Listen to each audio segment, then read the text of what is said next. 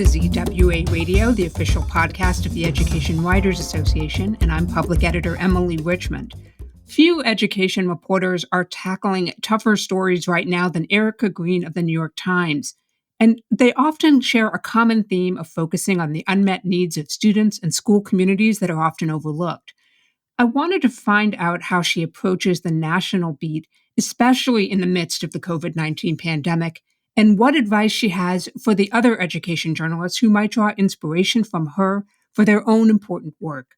Erica, welcome back to EWA Radio. Thank you for having me.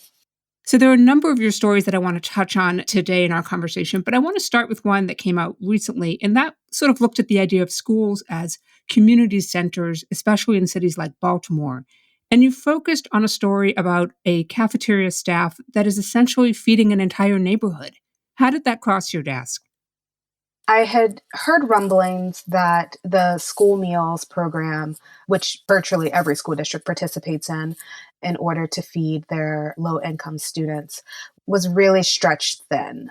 It was, one of the first lines of defense for many school districts as they started to close. I mean, the first thing that they did was kick their federal school meals distribution into high gear and made sure that that basic need was met among its student body before they obviously, transitioned into then how to teach them. So given that it was the first decisive act that schools took, I monitored that for a few weeks and it seemed to be going really smoothly. And then once we hit about the month mark, again, I just, I got an email and said, you really should check out. I think, this system is not sustainable, particularly because districts were then, announcing that they were going to be closing possibly through the end of the year. And so I monitored that. I gathered string, I would say, over the course of a week, just poked around. I called, superintendents that I knew. I reached out to advocacy organizations who I knew would be monitoring this quite closely. And, once I confirmed that this was in fact a trend, that districts were really starting to feel the financial and even staffing impact of having to feed communities and parents and students, especially for the long haul, I decided that I really needed to illustrate this story. And I was pretty intent on illustrating it by featuring someone from the front lines. And I heard stories that cafeteria workers and food service workers were being put in this predicament of whether to turn people away, whether they should be providing, 5 days worth of food versus one if a family came and said they needed it. And I also heard, there were lines wrapped around the corner. And I just said, I take your word for it, but I have to hear it from someone who's seen it. And then I ultimately decided that I needed to see it myself, which I did. Well, I want to talk about that, the how of this story. With the COVID-19 pandemic, obviously you can't do the same kind of shoe leather reporting that's so natural to us and a big part of this job. What were you able to do in terms of getting out to the school? So after my initial conversations, after I made it clear to my sources and to myself that I really needed to write this from a person's perspective, I was connected with a food service worker. There was an all-call put out for anyone who might want to speak with me. I really hit the jackpot with one of the most wonderful people I've ever met, Janet Bailey, who volunteered to talk. And honestly, we spoke for about 30 minutes over almost a week. And I would just check in with her. And she, when she got off at 2, and we usually would speak around 4 every day. And she would just tell me about the day. And she would, tell me about herself. But, she was running an operation there. So she was, spitting out the stats, telling me who she saw, what she served. I mean, it was really amazing. And I reconstructed in the story quite a bit, a lot of what she had detailed to me. But I really I needed to see it. I knew it was something extraordinary. And I was really conflicted about whether I should be going out of my house like everyone else in the country. I made promises to my husband about what I would do and wouldn't do. So I decided, we negotiated and I decided I would not go into the school. And I talked to my editor. We made sure that I had all the gear I would need to come into contact with anyone. And I called a colleague at the Times, Eliza Shapiro, who understands me as a beat reporter, and said, I really need to do this, right? And we talked through it. She's in New York, so she knows the risks. She's seen COVID up close and personally. And she said, I understand why in this instance you need to see it. And so the photographer from the Times even came down from DC, and she was there. She went into the school where she was able to capture how time kind of stood still and observe Miss Bailey's morning and how everything came together, which she informed me of. She recounted to me kind of what it was like to watch the operation come together. I went out, I stood in the schoolyard, watched people come up, met Miss Bailey, which was also great to actually see her and put a face with this experience. And I just stood and watched. And then I eventually, had to interview people because it felt unnatural to be there and not do so. And I did that from the yard. I literally was, yelling to folks as they were going back to their cars with their bags of food. And they were really gracious. And, it worked out and it was well worth it. I don't see how I could have done that story having not seen it with my own eyes and really kind of, I would say, virtually embedded myself with someone on the front lines. There was something that I noticed in your story about whether or not Education Secretary Betsy DeVos was going to have the power to waive some provisions of the federal law that protects special education students. And that was, you made it really clear that schools aren't built for this kind of crisis in terms of making sure students continue to receive the services that they need, including special education.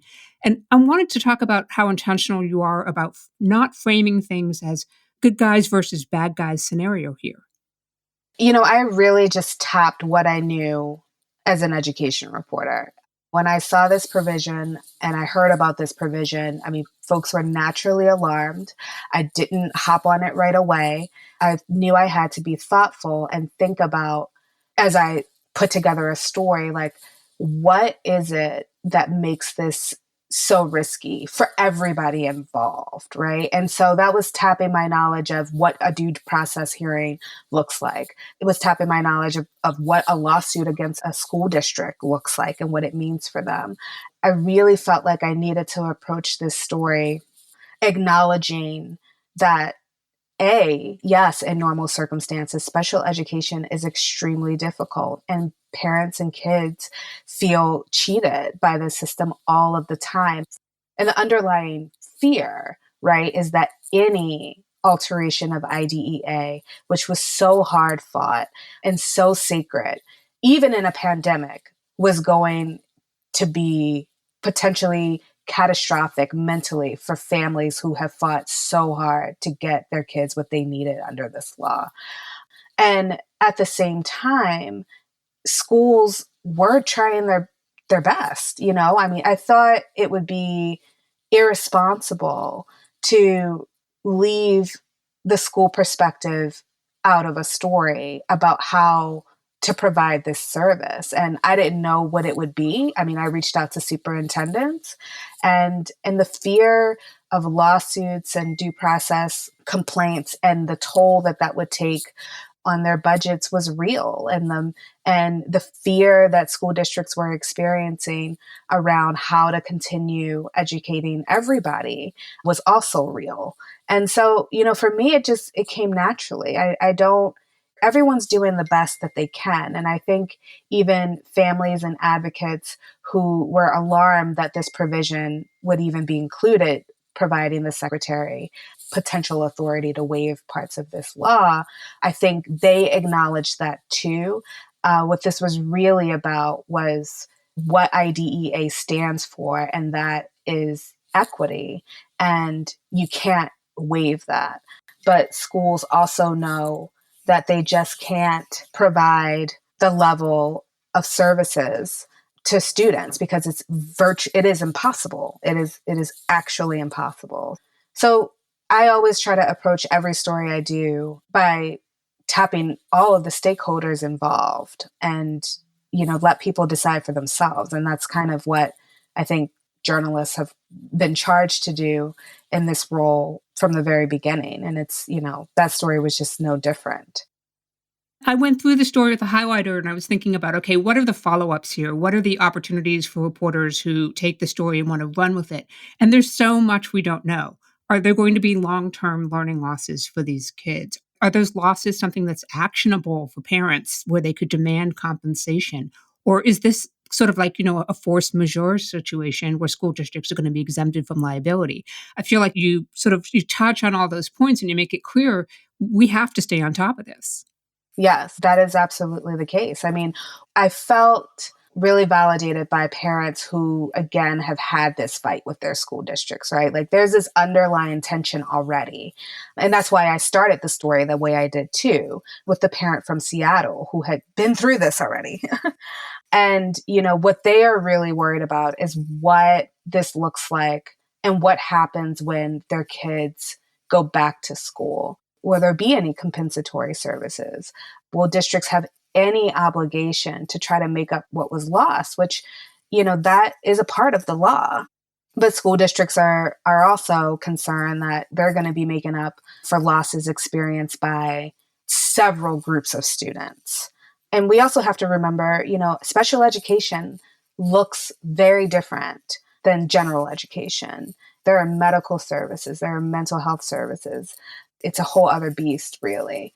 And I think everyone understands that, but special education students falling behind also looks very different than general education students falling behind. For some, it can be a life or death situation.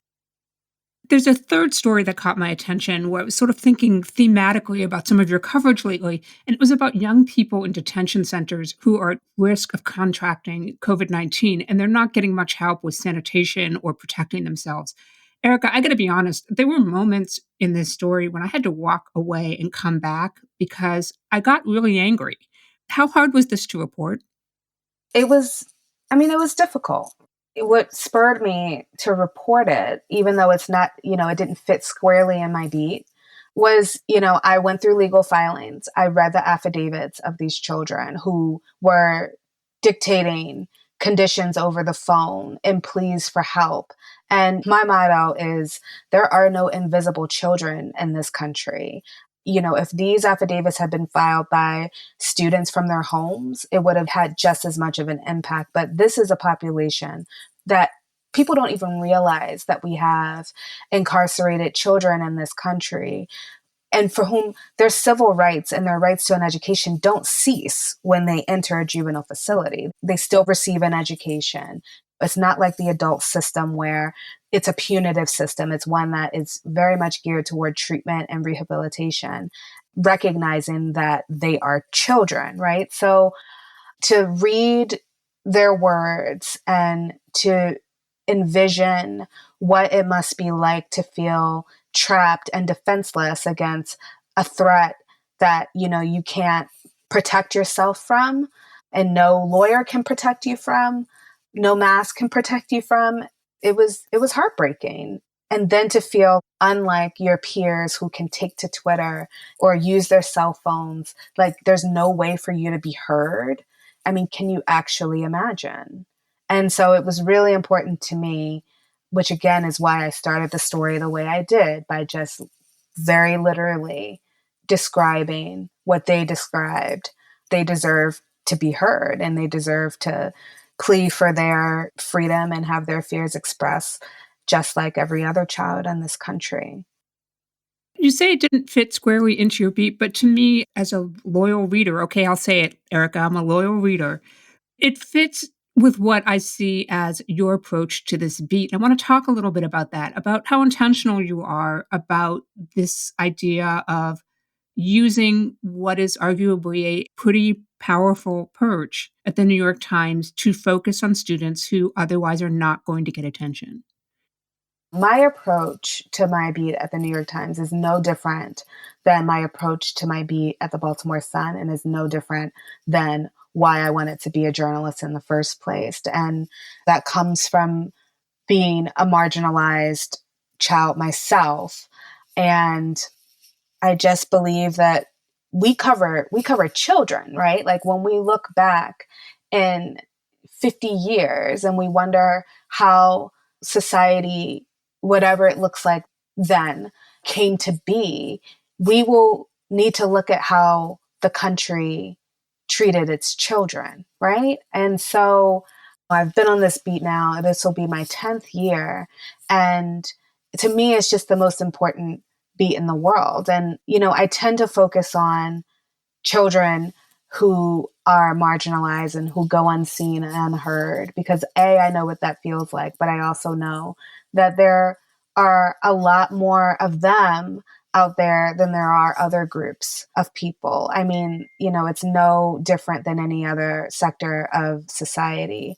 And so with the situation that we're in now, I just think we have to take everything we know about inequities that exist in the normal school environments and multiply it by like pandemic, right? And we know the students who fall through the cracks and now they've fallen through canyons. Like, there are no forgotten children, there are no invisible children. And that's just the way I've always operated.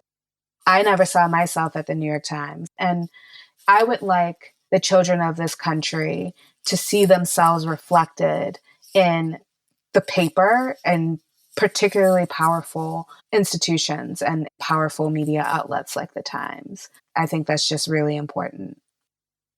We're talking with New York Times reporter Erica Green about her approach to the national education beat. Don't miss an episode of EWA Radio. You never have to. You can find us on your favorite podcast app. And thank you to everyone who has taken a moment to rate us on iTunes. Your support and feedback will help us grow. Erica, we've talked a little bit about some of the stories you've reported recently. I want to talk about how you did these. And I'm wondering, would you say you practice so-called, no surprises journalism? Yeah, I'm a no surprises journalist. I'm an open book anyway. And, it just doesn't serve anyone well. I mean, don't get me wrong. I don't feel the need to outline exactly what my stories say. I don't read things to sources. I don't, none of that business. But when I pitch a story and I ask for an interview, I say exactly what I'm looking for. I say why I'm writing it. And I say, I think that this perspective would be helpful. If if you agree, I hope to talk to you. And I do think that that's why people end up talking to me, whether it's Secretary DeVos or whether it's Miss Bailey or a parent. No one is ever surprised by what they read in the paper. It's not fair. It doesn't help anybody. And it's just not how I operate at all. Clearly, you have to speak truth to power a lot, and that includes Education Secretary Betsy DeVos. And yet, even though there have been some stories critical of her policies and some practices, she continues to talk to you. Yeah, I mean, I talk to her people, kind of like everybody else. I will say that I think what has worked for me on this beat is, and that's recognized at the department, and you would have to ask them, but the feedback I received is, I'm just super fair, and it's not surprising. And no one can assign me a lean or any politics. Like, I think what everybody knows from every superintendent I've covered to the Secretary of Education is like, I care about kids. Other than that, I do my job. And I'm not out to get them. Like, how can I say this? I hope I don't get myself in trouble, but like, I'm not personally invested in them. Or I'm invested in how their policies impact people, and particularly children who rely on the education system to educate them and provide them with what they need to be productive citizens. Everything else is noise. So, personal attacks, political attacks, it's just not my MO. Like, I don't chase down, the latest fight. I just don't do it. And I have the luxury also to be at a place where, I'm just not in the daily filing race. That's not the nature of what we do at the Times, which was actually quite an adjustment for me from being on a daily beat at the Sun. So, I do in some instances have the luxury to sit back and say, what does this really mean how do I make sense of this for people? And I do have the space to do that. And so I cherish it and I maximize it to make sure that I use my time wisely and the space wisely to write comprehensive, thoughtful, balanced stories that highlight the people who we look to make sense of what this education system is supposed to do. In the interest of fairness, I mean, we do talk a fair amount about the pushback that Betsy DeVos gets, but there are some areas of bipartisan agreement, which you personally have covered. And one of them is the new announcement related to Pell grants for prisoners, which has the potential to really impact tens of thousands of lives and help a lot of people.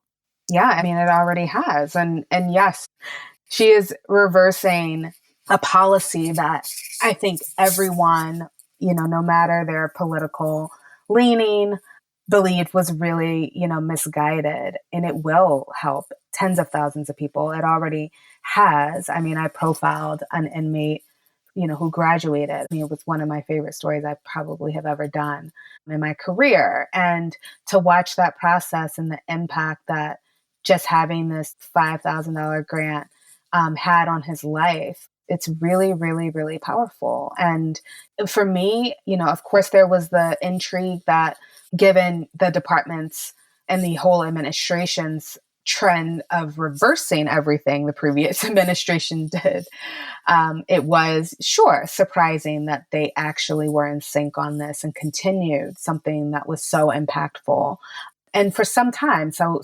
controversial too, right? But at the end of the day, the story I wrote about Betsy DeVos continuing this program was about Maurice. The day that the press release came out before and even today, the new press release, you're not going to see me write that now it's expanded and it's continuing again.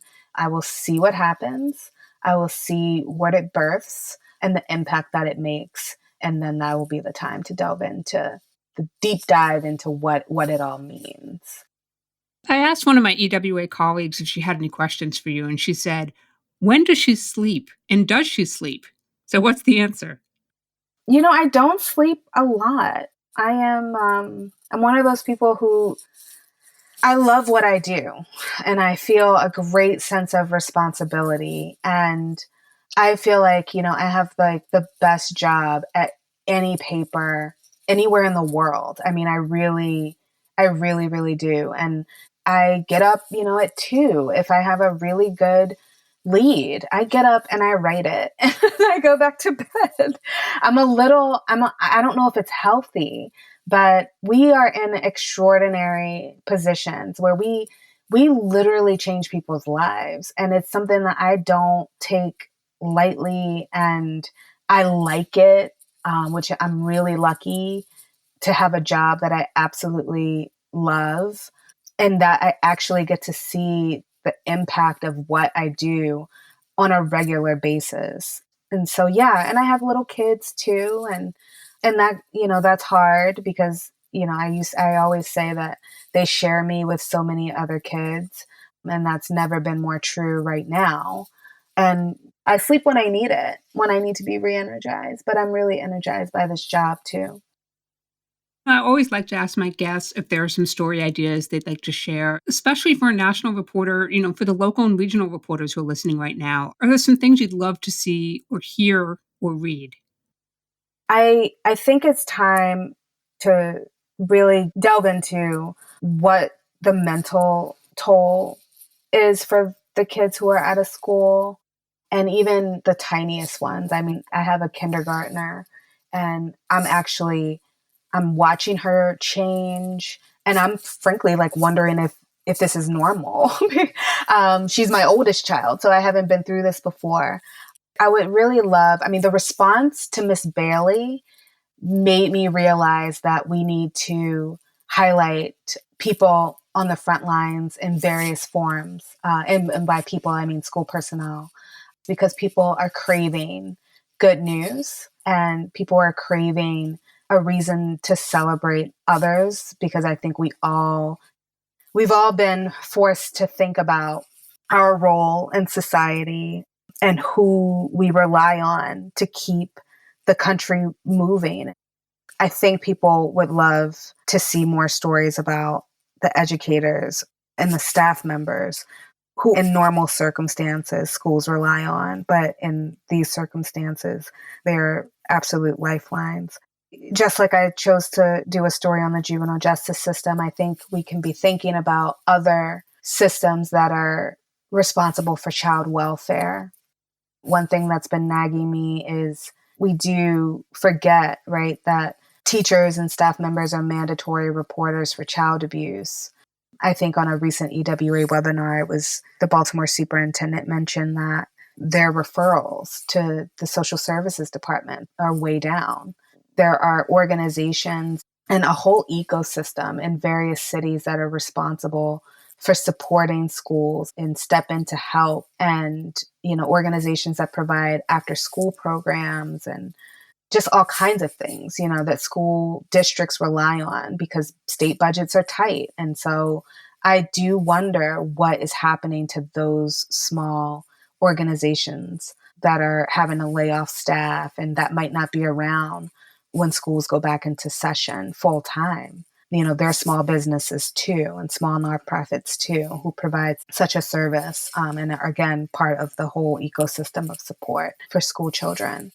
As hard as it is for parents like me who are trying to teach their children and replicate what school looks like, I've been really interested in reading how the homeschool community is reacting to this.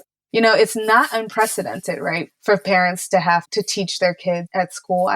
I'm wondering if homeschool communities are reaching out or partnering with public school folks. Are we seeing any relationship building amid all of this, particularly given the very obvious rifts between homeschool, charter school, the different types of schools? I don't know, but I have been wondering if some of that has subsided now that we're all kind of in the same boat. I just like to see and do some stories about what this has taught us about ourselves and each other and the common goals for the children of this country. Before I let you go, Erica, we have something of a new tradition here at EWA Radio. We like to close out by asking you if you can share something good that's happened. It can be personal and professional, but just so we can finish on an upbeat note. I think what has happened is now more than ever before, at least in my career, there is a common sense that everyone's doing their best. And I think we are more compassionate. I think sources and reporters are seeing each other as human beings, perhaps for the first time. We're really vulnerable. And there's just a sense of humanity that I have not seen. It's a really amazing time to be an education reporter. People are relying so heavily on us to do what, frankly, I think we've always done.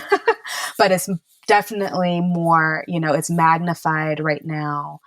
People understand the public service that we are providing, and superintendents, principals, teachers, parents are just more than willing to speak up and let people know that we're in this together and that they're not alone. And they're craving to talk to people too. So we're also in a good position to catch people on the phone. And that is really encouraging. I would say that the folks that are hardest to reach and hardest to engage are more accessible and more vulnerable than ever before. And it's a great thing. It's a great asset to have. And I honestly think it's going to change the way that we are able to do our jobs and the way we're able to tell stories when we get back to some sense of normalcy. I really do. Erica Green is a New York Times correspondent covering the U.S. Department of Education, Secretary Betsy DeVos, educational equity and civil rights enforcement in the nation's K-12 schools. She's also an EWA board member. Erica, thank you for making time for EWA Radio. Of course. Thanks for having me. And that wraps up another episode for us. If there's a story you want to learn more about, drop us a line with radio@ewa.org. The mission of the Education Writers Association is to strengthen the community of education journalists and improve the quality of education coverage. For more than 70 years, EWA has helped reporters get the story right. Have a great week. Take care of yourselves, and thank you for listening.